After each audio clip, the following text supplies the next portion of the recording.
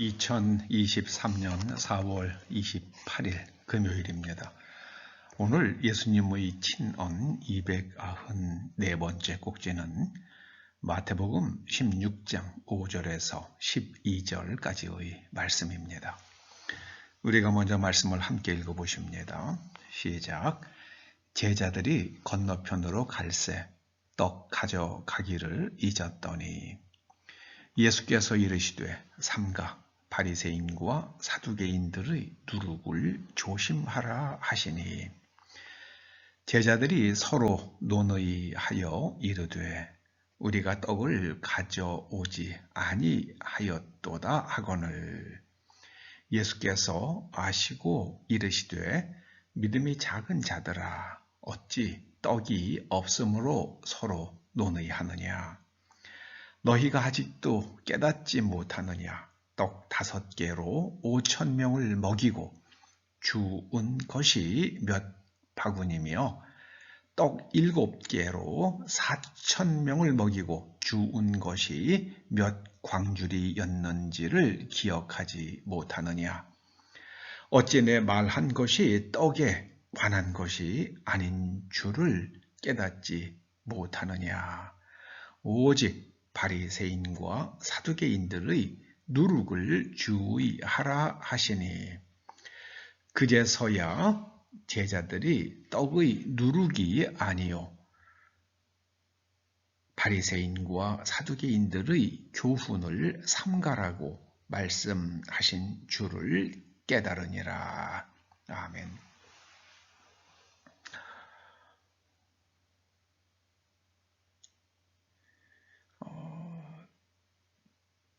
비유 중에 직유와 은유가 있죠.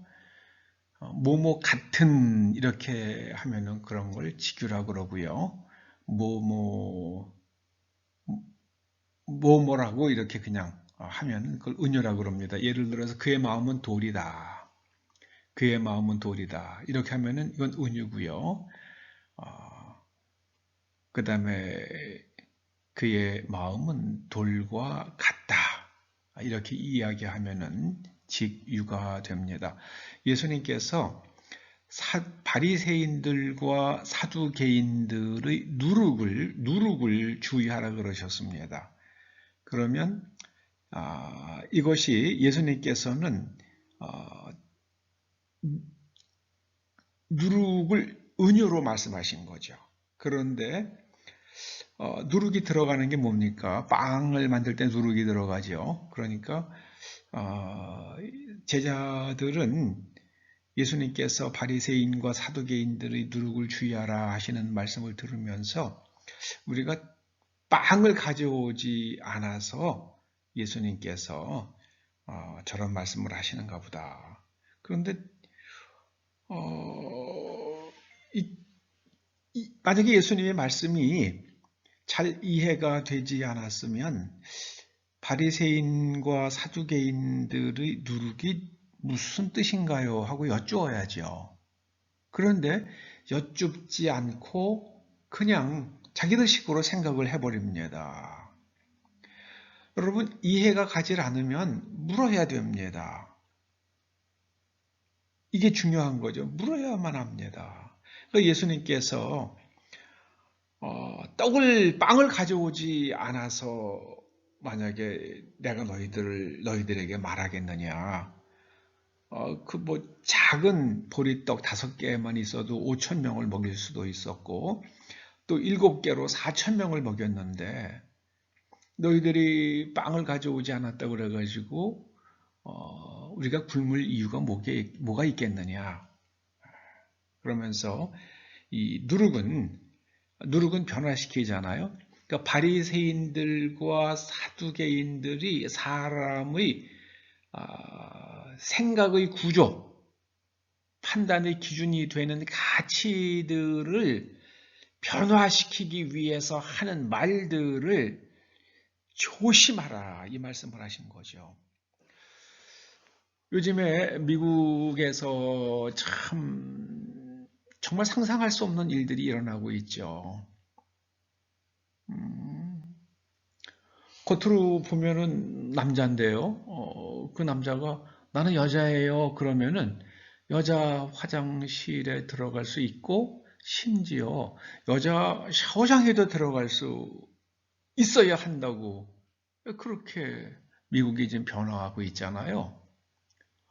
정말 이상한 일입니다. 이상한 일이에요.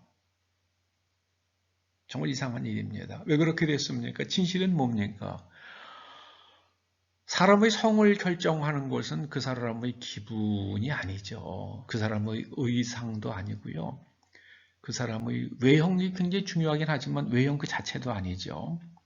그 사람의 성을 결정하는 것은 성염색체입니다. 그 사람이 어떤 성염색체를 가지고 있느냐, 그걸 봐야죠.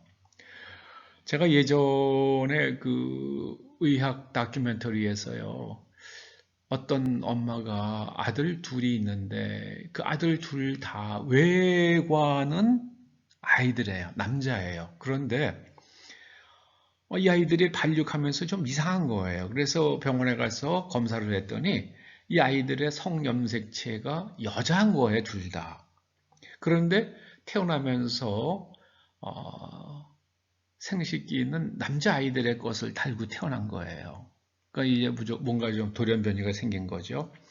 그래서 의사가 그렇게 권하더라고요. 이 아이들은 나중에 사춘기가 되면 이 성염색체로 인해서 여성 호르몬이 분비된다. 그러니까 이 아이들이 여자로 살아갈 수 있도록 성전환 수술을 해주는 게 맞다. 그렇게 얘기하더라고요. 의학적으로 그게 명백하게 맞는 얘기잖아요. 그러니까 성전환, 성염색체가 그런 경우에만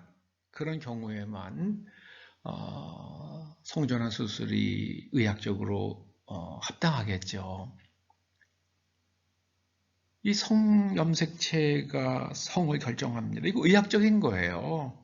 이거는 이데올로기가 아닙니다. 이건 의학적인 거예요. 근데 지금 의학적인 거를 무시하잖아요. 사람의 감정과 자기의 주장으로 의학적인 걸 지금 무시하잖아요.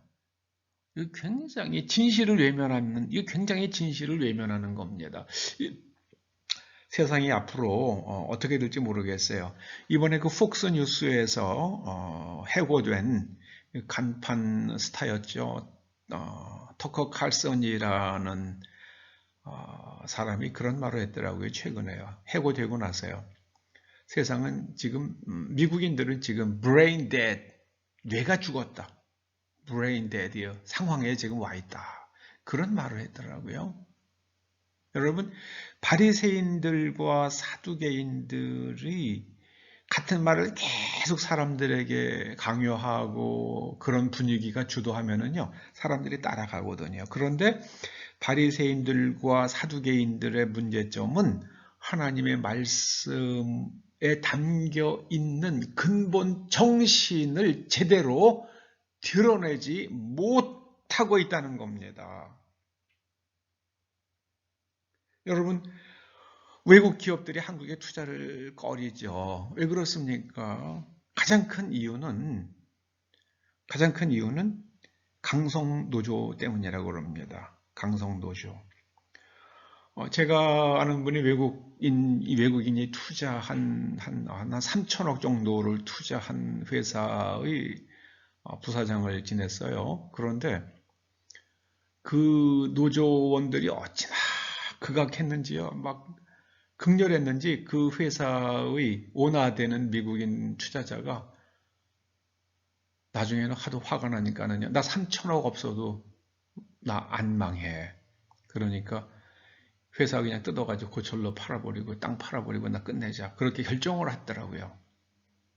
정말 그러고 노발대발하고 이거는 상식이 통하지 않는 상황이니까요. 그러고 갔더니 그제서야 그 극렬 노조원들이 좀 수그러들더랍니다. 다행히 그 회사가 아직도 존재해요. 여러분, 그건 아니죠. 미국의 노조도, 미국 자동차가 회사가 왜 저렇게 됐습니까? 제가 대학에 입학하던 1972년, 그때에 GM의 당기 순이익이, 영업이익도 아니고요. 당기 순이익이요. 모든 거 제하고 난 당기 순이익이 한국의 1년 예산보다 많았습니다. 근데 지금 GM이 포드가 크라이슬러가 왜 좌우 모양이 됐습니까? 강성노조 때문에 그랬거든요. 강성노조 때문에요. 우리나라 그 멀쩡한 타이어 공장, 그 금호 타이어가 왜 중국 기업이 됐습니까? 금호 타이어 굉장히 기술도 좋고 좋은 회사예요. 그런데 그게 왜 중국 기업이 됐습니까? 참 안타까워요. 그 강성노조 때문에 그렇게 됐잖아요. 정말 안타깝습니다. 외국 공장에서, 해외 공장에서 벌어가지고 국내 공장의 그 낮은 생산성과 높은 생산비를 다 메꾸다 저렇게 뻥 하고 나가자 빠지니까는요. 뭐 또 다른 말 하겠죠. 그런데 제가 알고 있는 진실은 그겁니다. 여러분, 참 그 기업이 가지고 있는 생산성과 경쟁력에 맞춰서 거기에 맞춰서 임금을 요구해야죠. 그걸 넘어가는 날에는 회사가 넘어갑니다.